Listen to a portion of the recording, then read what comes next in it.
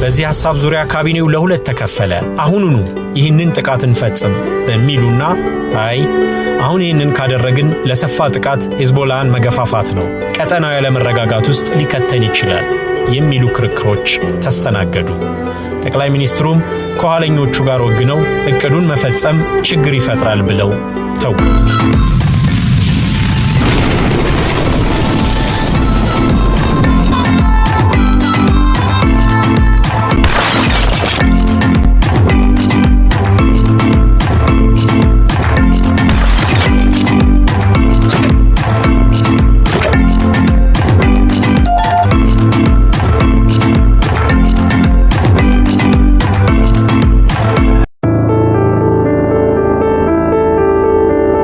ቴሬሳው የተመሰገነች የሽያጭ ባለሙያ ነች።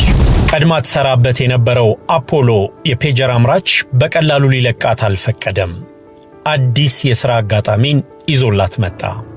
የበፊት አለቆቿ መሠረቱን ታይዋን ያደረገው ድርጅታቸው ስሙን ሃንጋሪ ለሚገኘው ባክ ኮንሰልቲንግ ለተባለ ተቋም እንዳከራየና መቀመጫውን ቡዳፔስት ያደረገው ድርጅት ያመረታቸው ፔጀሮች እንዲሸጥ ገዢ እንድታፈላልግ ጠየቋት።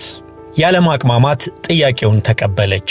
እንድትሸጠው የተጠየቀችውን ፔጀር ስትቀበል ግን ወትሮ ከምትሸጠው ከበድ የማለቱ ነገር አልተዋጠላትምና ለምን ስትል ጠየቀች። የሃንጋሪው ኩባንያ ባትሪው ብዙ መቆየት ስለሚችል ነው ክብደቱ የጨመረው የሚል መልስን ሰጣት። ያንንም ተቀብላ ሸማች ማፈላለግ ጀመረች። በዩቲዩብ ማስታወቂያዎችን አስነገረች። ፔጀሮቹ ውሃ እንደማያበላሻቸው የተነገራትን ባትሪያቸው ለአገልግሎት ብዙ ጊዜ እንደሚቆይ የሚያሳዩ ምስሎችን በዩቲዩብ ላይ ለቀቀች። ስራዋ ቀልብ መሳብ ጀመረ። ገዢዎች መጡ። በምርቱ ተስበው ሊገዙ ከመጡ ተቋማት መካከል አንደኛውን ቀድማ በአፖሎ የመካከለኛው ምስራቅ የሽያጭ ባለሙያ ያለች የምታውቀው ድርጅት ሰዎች ነበሩ። ትልቁን ኢመንግስታዊ የኃይል አደረጃጀቶችን በመያዝ ቀዳሚ የሆነው የሊባኖሱ ሂዝቦላህ እጅሽ ከምን ብሎ ወደሷ መጣ።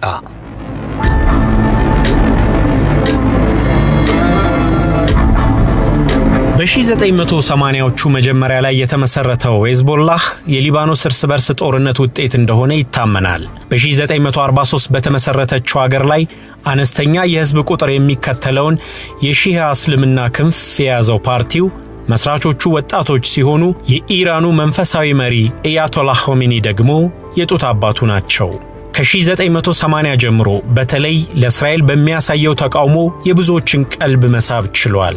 ነፍጥ አንስቶም ጽዮናዊቷን ሀገር ወታደሮች በመፋለምም ይታወቃል።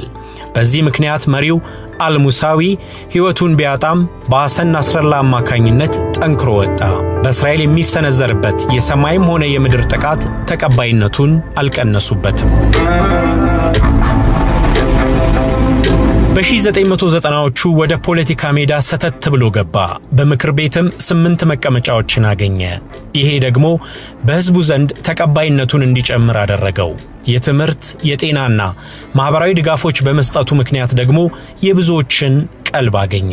በዚህ ሁሉ መሃል ግን መሪዎቹ ዋነኛ ጠላታቸው እስራኤል እንደሆነች ከመናገር አልተቆጠቡም። ባገኙት አጋጣሚ በሼባ የእርሻ ቦታ ላይ የምታደርገውን መስፋፋት መቃወም፣ ትጥቅ ማደራጀት፣ ሰራዊት ማሰልጠናቸውን አላቆሙም። በፈረንጆቹ ሚሊኒየም ማብሰሪያ ላይ እስራኤል ከሊባኖስ ጠቅልላ እንደወጣች ብትገልጽም ፓርቲው ትጥቁን አልፈታም፣ ጠመንጃውን አላወረደም። እንዲያውም በዚህ ይበልጥ ተነሳሳ። መሪው ሐሰን ናስረላህም ድላቸውን ለዓለም አስተጋቡ። ከ6 ዓመት በኋላ ግን ግጭቱ እንደ አዲስ ተፋፋመ። በ2006 3 የእስራኤል ወታደሮችን ገደለ፣ 2ቱን ደግሞ አፈነ። በድርጊቱ የተቆጣችው እስራኤል ወደ ወታደራዊ ዘመቻ ገባች። ቡድኑም ምን ያህል እየተጠናከረ መሆኑን ለመረዳት ቻለች። 4000 የሚጠጉ ሮኬቶችና ድሮን ሳይቀር ታጥቆ የነበረው ሂዝቦላህ ለእስራኤል ቀላል ኃይል ሆኖ መታየትን አልፈቀደም። የተባበሩት መንግስታት ድርጅት ግጭቱን ተከትሎ እስራኤል ከሊባኖስ ጠቅልላ እንድትወጣ ሂዝቦላ ደግሞ ትጥቅ እንዲፈታ በሚል የሽምግልና ሐሳብ ቢያመጣም የቡድኑ ፖለቲካዊና ወታደራዊ አቅም መጨመር እንጂ መቀነስን አላሳየም። በሊባኖስ ውስጥ የተፈጠረው ግጭትና የኢኮኖሚ መዋዠቅ ተጽዕኖውን ይበልጥ አሳደገው። በሶሪያ የእርስ በርስ ጦርነት ላይም ከኢራንና ሩሲያ ጋር ወግኖ ከአልአሳድ ጎን ቆመ። ይህም ቀጠናዊ ባለድርሻ መሆኑን ከማሳየቱም ሌላ ወታደሮቹ የጦር ሜዳ ልምድን እንዲቀስሙ አደረጋቸው። በሽር አልአሳድም ውለታውን በልተው አልቀሩም። ጦርነቱን አሸንፈው አልጋቸውን ካጸኑ በኋላ ከኢራን የሚያገኘውን ወታደራዊ ድጋፍ ያለማቋረጥ በሶሪያ በኩል እንዲደርሰው መንገድ አመቻችተው ውለታቸውን እየመለሱ ቆዩ።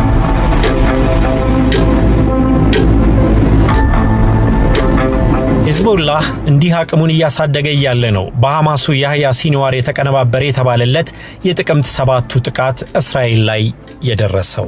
በጥቃቱ የሐፍረት ካባን የተከናነቡት የእስራኤል ወታደራዊ መሪዎች ጥቃታቸውን ጋዛ ላይ መፈጸም ሲጀምሩ ሂዝቦላም አለን ማለቱ አልቀረም።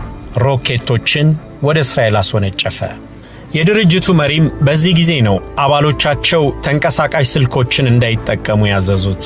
ለምን ተብለው ሲጠየቁም የእስራኤሉ የስለላ ድርጅት ሞሳድ በቀላሉ ስልኮችን መጥለፍ ስለሚችል ለጥንቃቄ ነው ብለው መለሱ። መልእክት ለመላላክ ዓለም ከዓመታት በፊት ጊዜ ያለፈባቸው ብሎ የጣላቸውን ፔጀሮችን ለመጠቀም ወሰኑ።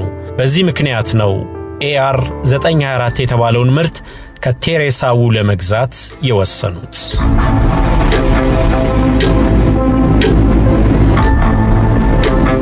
ማይክል ትክክለኛ ስሙ አይደለም። ለቃለ መጠይቅ ሲቀርብ እውነተኛ ማንነቱ እንዳይታወቅ የፈጠረው ስም እንጂ። ካሜራ ፊትም ጥቁር የፊት ሽፋን አጥልቆ ላዩ ላይ መነጽር አድርጎ የተቀመጠ ሲሆን በዚህ ጉዳይ ላይ ሲያብራራ ድምጹም ቀየር ተደርጎ ነው የቀረበው። የሞሳድ ሰላይ እንደነበረ የሚናገረው ማይክል ለአንድ ኦፕሬሽን ኃላፊነት የተሰጠው ከ10 ዓመት በፊት እንደነበር ያስታውሳል። የመልእክት ማስተላለፊያ የሚሆኑ ዎኪቶኪዎችን ተጠቅሞ የሂዝቦላ መሪዎችን መግደል የሚያስችል እቅድ ሲያወጣ እርግጠኛ አልነበረም። ጊዜው እየገፋ ሲሄድና በስሩ ያሉት አጋሮቹ እያሳዩት የነበረውን እድገት ሲመለከት ግን በራስ መተማመኑ እየጨመረ መጣ። በመጨረሻም የተባሉትን ቦምብ የተገጠመላቸውን ዎኪቶኪዎች መገጣጠም ቻሉ። ቤተ ሙከራ ውስጥም ሞከሩት። በትክክል ይሰራል። ነገር ግን ዎኪቶኪዎቹን የሂዝቦላ አባላት ዘንድ ማድረሱ ከባድ ነበር። ሂዝቦላህ ከእስራኤልም ሆነ ከአጋሮቿ የሚመጡ መሳሪያዎችን በፍጹም አይገዛም። ስለዚህ ማይክልና አጋሮቹ አዲስ ድርጅቶችን መፍጠር ነበረባቸው። ድንበር ተሻጋሪ ተቋምን ፈጥረው 60,000 የሚጠጉ ዎኪቶኪዎችን ለሂዝቦላ ሸጡ። የሂዝቦላ አመራሮችም በጠላቶቻቸው ቦምብ የተገጠመባቸውን ዎኪቶኪዎች ባለማወቅ ሸመቱ። ነገር ግን እነዚህ ዎኪቶኪዎች በብዛት ጥቅም ላይ የሚውሉት ጦር ሜዳ ላይ በመሆኑ ያሰቡትን ተግባራዊ ለማድረግ ሌላ አማራጭ እንዲያስቡ አስገደዳቸው። አባላቱ በሰርኩሏቸው ላይ በሚጠቀሙት መሳሪያ ላይ ፈንጂውን ለመግጠም አቀዱ። ፓርቲው በተንቀሳቃሽ የእጅ ስልኮች ላይ ያለውን ጥርጣሬ የሚያውቁት የእስራኤል ሰላዮች ትኩረታቸውን ወደ ፔጀሮች አዞሩ። ከዎኪቶኪዎች በይዘት የሚያንሱት እነዚህ መሳሪያዎች ግን በውስጣቸው ፈንጂ ለማስቀመጥ አስቸጋሪ ነበሩ። በትንሹም ቢሆን ይዘታቸውን ካልጨመሩ ያንን ማድረግ እንደማይችሉ ያውቃሉ። እያንዳንዳቸው 80 ግራም የሚመዝኑ ፔጀሮችን ላለቆቻቸው አቀረቡ። የጠበቁትን ምላሽ ግን አላገኙም። የሞሳድ ባለሟሎች በዚህ ደስ አልተሰኙም። ወትሮ ከሚሸጠው ምርት ከፍ ማለቱ የሂዝቦላ ሰዎች እንዲጠራጠሩ በር ይከፍታል ብለው ሰጉ። ይዘታቸውን ከዚያ በላይ ሊቀንሱ አይችሉምና ለምን እንደጨመረ ማሳመን የሚችሉባቸውን ምክንያቶች ፍለጋ ላይ ተወጠሩ። የሚቆይ ባትሪ ስላለውና በውሃ የማይበላሽ ስለሆነ ነው ከሚል የማሻሻጫ ቃላት ሌላ ማግኘት አልቻሉም። ቀጣዩ ተግባር ዎኪቶኪ ከሸጡበት የተለየ ሌላ አማራጭን መጠቀም ነበር። ለዚህ እንዲረዳቸው ሃንጋሪ ውስጥ አንድ የመኖሪያ ቤት ተከራዩ። በ2002 ባክ አማካሪ ብለው የንግድ ፈቃድ አወጡለት። አንዲት ሰራተኛ ቀጠሩ። ከታዋቂው አፖሎ የፔጀር አምራች ድርጅት የማምረት ፈቃድን አገኙ። ከታይዋኑ ፔጀር አምራች ስሙን ገዙ። ቢሮአቸውን በሃንጋሪ ከፈቱ። ሞሳድ ደግሞ ተልኮውን ተቀብሎ በሺህ የሚቆጠሩ ፔጀሮችን እስራኤል ውስጥ ገጣጥሞ ወደሚፈለገው ገበያ አቀረበ። ምርቶቹ ለሽያጭ ከወጡ በኋላ ከገዢ ጋር የሚያገናኝ የሽያጭ ባለሙያ ያስፈልጋልና ቀድሞ በአፖሎ የሥራ ቆይታዋ ጠንካራ ሰራተኛ እንደነበረች የሚነገርላት ቴሬሳውን ሄደው አማከሯት። እሺታዋን ገልጻ ግዢ ማፈላለግ ጀመረች። እሷ ደግሞ ስለ ፔጀሩ በዩቲዩብ የሰራችውን ማስታወቂያ ስትለቅ ነው የሄዝቦላ ሰዎች ወደ እሷ መጥተው ያገኟትና ያናገሯት። ግዢውን እንደሚያደርጉ እርግጠኛ ሲሆኑም ፔጀሮቹን በተገቢው መልኩ ለገዢዎቹ የሚያደርስ ሌላ አዲስ አቅራቢ ድርጅት ደግሞ ፈጠሩ። ስሙንም ኖርታ ግሎባል አሉት። ይሄ ሁሉ ሲሆን ሻጯ ቴሬሳውም ሆነች ገዢዎቹ የሄዝቦላ ሰዎች ከእስራኤል የስለላ ተቋም ጋር እየተገበያዩ እንደሆነ የሚያውቁበት ፍንጭ እንኳን አልነበረም። በጭራሽ አላወቁም። የተገዙት ፔጀሮች የጉምሩክ ፍተሻን አልፈው ሊባኖስ ገቡ። በደህንነት መፈተሻ ኤክስሬይ ስካነር ውስጥ ሲያልፉም ምንም ድምፅ አላሰሙም። ሄዝቦላም ለአባላቶቹ በኪስ የምትያዘዋን ፔጀር እንዲጠቀሙበት አደላቸው። መጥፊያቸው መሆኑን ያላወቁት የሄዝቦላ አባላትም ኪሳቸው ሻጥ አድርገው በሄዱበት ሁሉ ይዘዋት መንቀሳቀስ ጀመሩ። ይህ ዕቅድ የወጣው ከጥቅምት 7ቱ ጥቃት አስቀድሞ በ2022 ነው። ወደ ተግባር ለማሻገር ጊዜው አሁን ነው እንዲሉ ፍንጭ የሰጠው ግን የሄዝቦላ መሪ ሐሰን ናስራላህ አባሎቻቸው ተንቀሳቃሽ የእጅ ስልካቸውን እርግፍ አድርገው እንዲተዉ ማዘዛቸውን በሰሙ ጊዜ ነበር። ያኔ ፔጀሮች ብቸኛ የመልእክት ማስተላለፊያ ሆኑ። አጋጣሚውን ለመጠቀም ከዚያ በላይ ጊዜ መውሰድ አልተፈለገም። ከዓመት በላይ የቆየውን ኦፕሬሽን የሚያውቁት ጥቂት የስለላ ተቋሙ ሠራተኞችና የተወሰኑ ባለሥልጣናት ብቻ ነበሩ። መስከረም 12 2024 ጠቅላይ ሚኒስትሩ ቤንያሚን ኔታንያሁ ሄዝቦላ ላይ የሚወሰደው ቀጣይ እርምጃ ምን ይሁን ብለው ሲጠይቁ የሞሳዱ አለቃ ዴቪድ ባሬና ይህንን የፔጀሮቹን ነገር ጠቆሙ። ጊዜ እየጨመረ በሄደ ቁጥር መጋለጡ ስለማይቀር አሁኑኑ አጋጣሚውን እንጠቀም በማለት ሐሳባቸውን ገለጹ። በዚህ ሐሳብ ዙሪያ ካቢኔው ለሁለት ተከፈለ።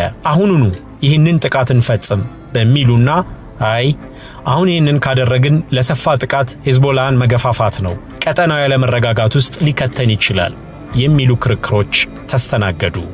ጠቅላይ ሚኒስትሩም ከኋለኞቹ ጋር ወግነው ዕቅዱን መፈጸም ችግር ይፈጥራል ብለው ተዉት። የሞሳድ ሰዎች ግን ውትወታቸውን አላቆሙም። ከቀናት ቆይታ በኋላ ኦፕሬሽኑን ሄዝቦላ ሊደርስበት እንደሆነ ሰሙ። ይህንንም ስጋት ይዘው ጠቅላይ ሚኒስትሩ ዘንድ ዳግም ቀረቡ። ኔታንያሁም አጋራቸውን የአሜሪካ መንግሥትና የስለላ ተቋሙን ሲአይኤን ሳያማክሩ ፍቃድ ሰጡ።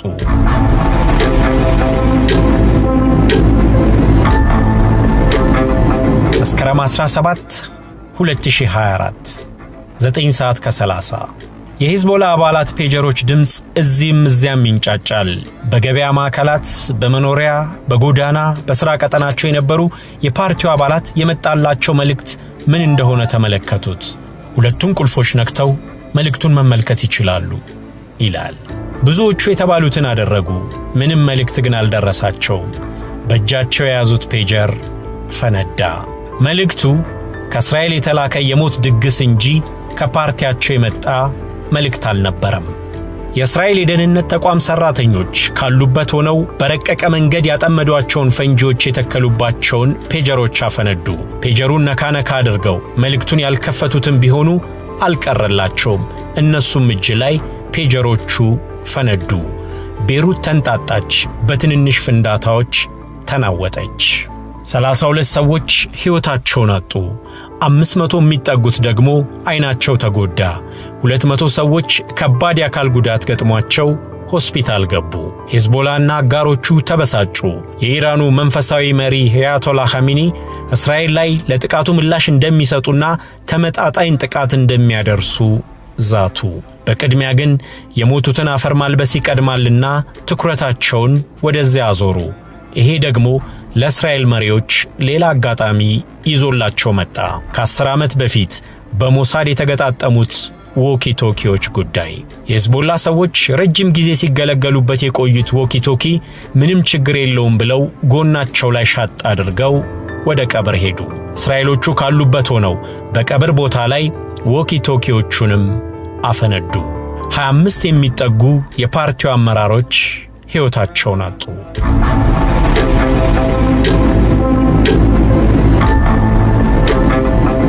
ወርሃ መስከረም በሄዝቦላ በጥሩ የሚታወስ አይደለም። ከ10 ቀን በኋላ ደግሞ እስራኤል የሂዝቦላ መሪውን ሐሰን ናስራላህ 907 ኪሎ ግራም የሚመዝኑ ቦምቦችን በመወርወር ቤሩት በነበረው መቆያቸው ውስጥ እንዳሉ ገደለቻቸው። ሲማ ሻይን የቀድሞ የሞሳድ ሰላይ ነበረች። አሁን ወቅታዊ ጉዳዮች ላይ ትንታኔ ትሰጣለች። እነዚህ ጥቃቶች ሂዝቦላህን እንደጎዱት ታምናለች። ሂዝቦላህ አሁን ላይ የተለየ ድርጅት ነው። እንደ በፊቱ ጠንካራ መሪ የለውም። ናስራላህ ብቻ ሳይሆኑ ለ30 ዓመታት የቆዩት ላላይ አመራሮቹም አብረውት የሉም በማለት በጥቃቶቹ ከፍተኛ አመራሮቹን ጭምር በማጣቱ መጎዳቱን ትናገራለች። የሞሳዱ ማይክል የጥቃቱ ዓላማ ፍርሃትን ማንገስ ነበር ይላል። የፓርቲው ፈተና ግን በዚህ ብቻ አላበቃም። ሀገር ውስጥ የደረሰበትን ኪሳራ ተከትሎ ኃይሉን ከሶሪያ ለማስወጣት ተገዷል። ይሄ ደግሞ ራሳቸውን ኤችቲአይኤስ ብለው ለሚጠሩት የሶሪያ ኃይሎች ግስጋሴ መነሻ ሆኗል። ሂዝቦላህ በሶሪያ ምድር የወጣበትና ኤችቲአይኤስ በይፋ እንቅስቃሴ መጀመሩን ያወጀበትን ቀን መመሳሰልን የተመለከቱ የቀጠናው ተከታታዮች የሂዝቦላህ መዳከም የበሽር አልአሳድ መንግስት መፍረስን አንዱ ምክንያት አድርገው ያስቀምጡታል። ጉዳቱ የጋራ ነው። በአልአሳድ መንግስት መገርሰስ ተጎጂ ከሆኑት አካላት መካከል አንዱ ሂዝቦላህ ነው። በበሽር አልአሳድም በአባታቸው አፌዝ አልአሳድ አገዛዝም በቀላሉ ከኢራን የሚያገኘውን እርዳታ ማስተላለፊያ ሆኖ ያገለገለችውን ሶሪያ ከዚህ በኋላ እንደፈለገ መጠቀም የሚችል አይመስልም። ከአልአሳድ ጋር አብሮ ሲወጋቸው የነበሩት ሚሊሻዎች፣ የቀድሞ አማጺዎች እስከ መቼ ድረስ ፊታቸውን አዙረውበት ይቆያሉ የሚለውን ግን ጊዜ ይፈተዋል።